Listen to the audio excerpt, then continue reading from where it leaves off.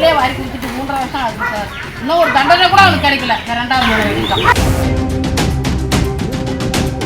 கடலூர்ல பாமக கட்சி பிரமுகரை மர்ம நபர்கள் அரிவாளால வெட்டின சம்பவம் பெரும் பரபரப்பை ஏற்படுத்தியிருக்கு.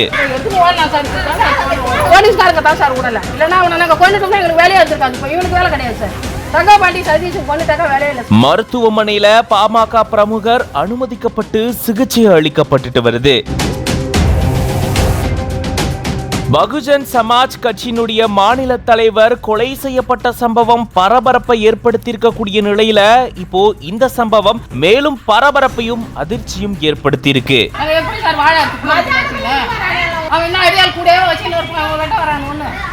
கடலூர் சூரப்ப நாயக்கன் சாவடி பகுதியை சேர்ந்தவர் பாமகவை சேர்ந்த சிவசங்கர். இவருடைய வீட்டு பக்கத்துல 4 பேர் கொண்ட மர்ம கும்பல் வந்து இவரை சராமாரியா அரிவாளால தாக்கிட்டு தப்பிச்சு போனதா கூறப்படுது. உயிருக்கு ஆபத்தான நிலையில கடலூர் அரசு மருத்துவமனையில சங்கர் அனுமதிக்கப்பட்டிருக்காரு. அங்க அவருக்கு தீவிர சிகிச்சை அளிக்கப்பட்டு வருது. சங்கர் மேல கொலைவெறி தாக்குதல் நடத்தினவங்க மேல போலீசார் தக்க நடவடிக்கையை மேற்கொள்ளணும், சீக்கிரம் அந்த நபர்களை கண்டுபிடிச்சு கைது செய்யணும் அப்படின்னு பாமகவை சேர்ந்தவங்க கோரிக்கைகளை முன் வச்சுட்டு வராங்க. ஏற்கனவே சென்னையில பகுஜன் சமாஜ் கட்சியினுடைய மாநில தலைவர் ஆம்ஸ்ட்ராங் அவர்கள் படுகொலை செய்யப்பட்ட சம்பவம் பெரும் பரபரப்பை ஏற்படுத்தியிருக்கக்கூடிய சூழல்ல தான் கடலூர்ல பாமக பிரமுகர் அரிவாளால தாக்கப்பட்ட சம்பவம் மேலும் பரபரப்பையும் பதட்டத்தையும் ஏற்படுத்தியிருக்கு.